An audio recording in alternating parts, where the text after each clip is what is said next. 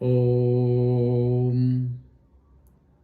सहना भवतु सहनौ भुनक्तु सह वीर्यं करवावहि तेजस्विनावधितमस्तु मा विद्विषावहहि। ॐ शांति शांति शांति। आज हम अध्याय 5 कर्म संन्यास योग श्रीमद् भगवद गीता पे बात करेंगे। कर्म संन्यास योग अध्याय नंबर 5 है।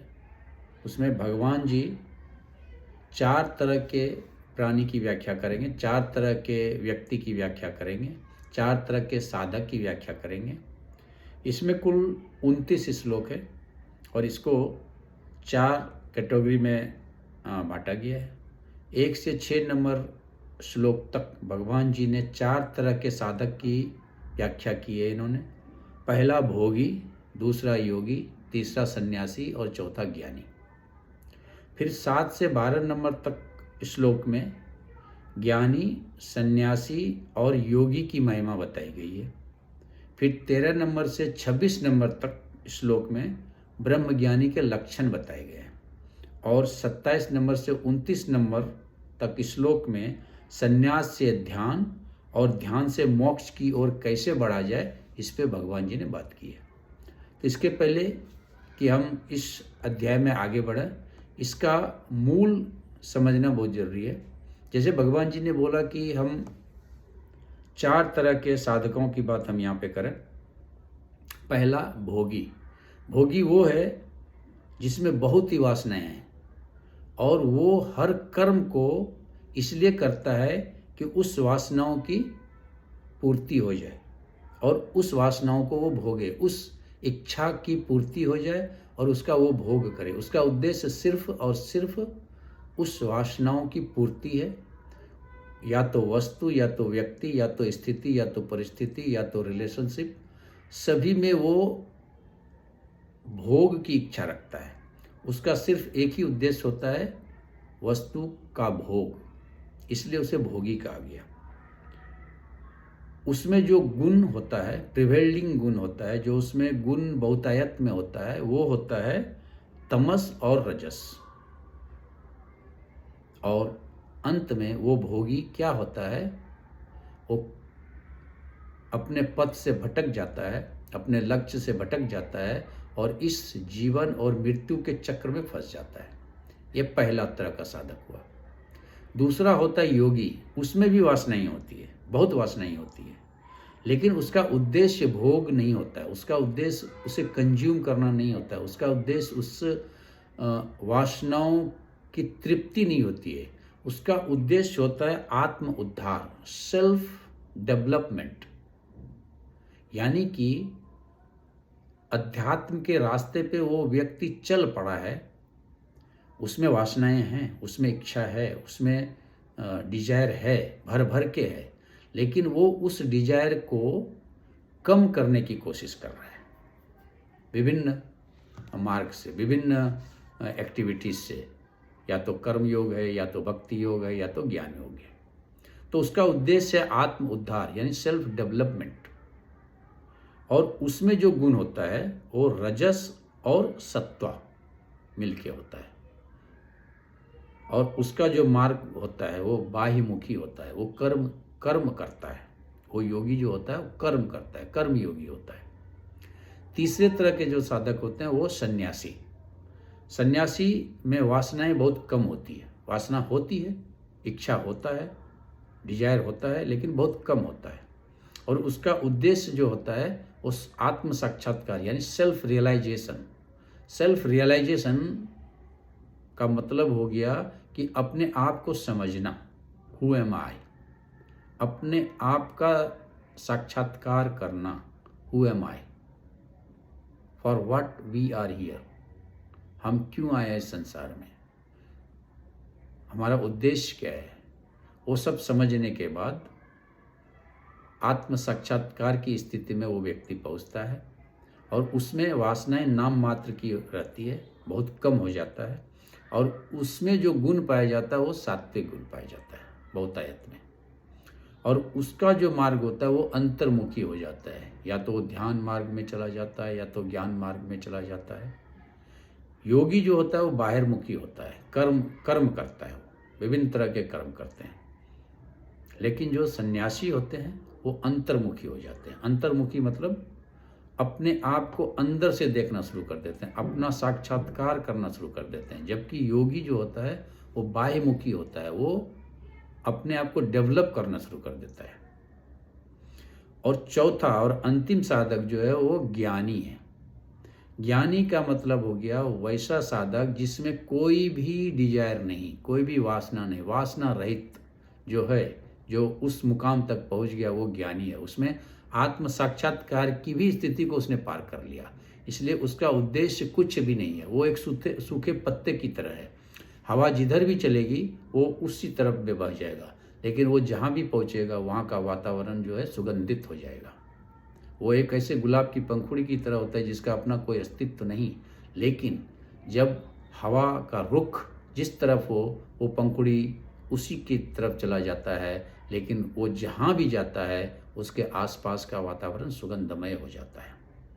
ठीक उसी तरह से जो ज्ञानी व्यक्ति होता है उसका अपना कुछ नहीं होता है, उसका ना सुख ना दुख ना हानि ना लाभ ना जन्म ना मरण ना जय न पराजय, कोई चीज़ से उसे कोई भी लेना देना नहीं रहता है, क्योंकि उसमें कोई इच्छा होती ही नहीं है। उसका इच्छा खत्म हो जाता है, इसलिए वो ज्ञानी है। और उसमें जो गुण है, ना तो सत्व है ना तो रजस है ना तो तमस है, वो गुणातीत हो जाता है। और उसका जो मार्ग है उसका कोई मार्ग है ही नहीं, क्योंकि मंजिल उसे मिल गई। तो जो ज्ञानी है वो श्रेष्ठ साधक हैं, क्योंकि जब डेस्टिनेशन पे गाड़ी पहुंच गई, जब नदी समुद्र से मिल गया, तो वो स्थिति जो है वो ज्ञानी की स्थिति है। सन्यासी वो स्थिति है जब आप आउटर सिग्नल पे खड़े हो, स्टेशन सामने है लेकिन गाड़ी खड़ी है आउटर सिग्नल पे, नदी समुद्र के मुहाने पे आकर के खड़ी है, वो जस्ट समुद्र से मिलने वाली है। योगी जो है वो स्थिति है जबकि ट्रेन पटरी पे दौड़ रही है गंतव्य स्थान की ओर, जब नदी अविरल प्रवाह में बहती जा रही है समुद्र से मिलने के लिए। और भोगी वो स्थिति है जब ट्रेन का इंजन ही खराब हो गया, या तो पानी एक तालाब के अंदर में गंध मार रहा है, सड़ रहा है, उसका कोई भी मूवमेंट नहीं हो रहा है, तो वो भोगी की स्थिति है, सिर्फ वो भोग करता है। तो इस तरह से 4 स्थिति भगवान जी ने मूलतः इस अध्याय में बताए हैं। मैं सारा श्लोक नहीं पढ़ूंगा, जो इम्पोर्टेंट श्लोक है वो मैं पढ़ूंगा और फिर हम इस अध्याय को समझने की कोशिश करेंगे। तो भगवान जी ने अर्जुन के प्रश्न का जवाब देते हुए, अर्जुन ने प्रश्न क्या पूछा था, संन्यासम कर्मणाम कृष्ण पुनः योगम च संससि यत एकः एतियो एकम तन्मे ब्रूहि सुनिश्चितम। संन्यासम कर्मणाम कृष्ण, हे कृष्ण, संन्यास में और कर्म में, पुनः योग च संससि, और फिर आप कर्म योग की बात करते हैं, यत श्रेय एतियो एकम, इस दोनों में जो श्रेष्ठ है, तत् में उसे मुझे ब्रूहि कहिए सुनिश्चितम, ठीक तरह से। अर्जुन बोले, हे कृष्ण, आप कर्मों के संन्यास को और फिर योग की प्रशंसा करते हो, इस दोनों में से जो एक श्रेष्ठ है वह ठीक से निश्चय करके मुझे बताइए। और भगवान जी फिर श्लोक नंबर 2 से बताना शुरू करते हैं, और भगवान जी कहते हैं, संन्यासः कर्म योगः च निःश्रेयः कर उभवो तयो तु कर्म संन्यासात् कर्म योग विशिष्यते। श्री भगवान जी बोले कि संन्यास तथा कर्मयोग दोनों ही कल्याण करने वाले हैं, दोनों ही अच्छा है, परंतु हे अर्जुन, इन दोनों में कर्म संन्यास से कर्मयोग श्रेष्ठ है, यानी कि कर्म को छोड़ने से अच्छा कर्म करना है। और इसका बहुत सारी बातें, बहुत सारे विश्लेषण भगवान जी ने इसके पहले भी बता चुके हैं, अध्याय 3 में, अध्याय 4 में, तो भगवान जी ने बोले कि कर्म नहीं करने से अच्छा है कर्म करना, क्योंकि अगर कर्म नहीं करोगे तो ये शरीर का भी निर्वाह नहीं हो पाएगा। अध्याय 3 में भगवान जी ने बोला।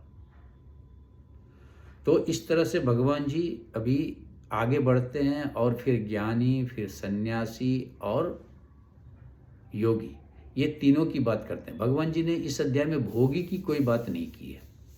क्यों नहीं की है? क्योंकि भोगी का बात करने का कोई मतलब नहीं है, क्योंकि भोगी वो स्थिति है जो कि सिर्फ अपने इंद्रिय की तुष्टि के लिए ही सारा कर्म करता है, जिसका उद्देश्य एक ही है, उस इंद्रिय से प्राप्त वस्तु या व्यक्ति को भोगना।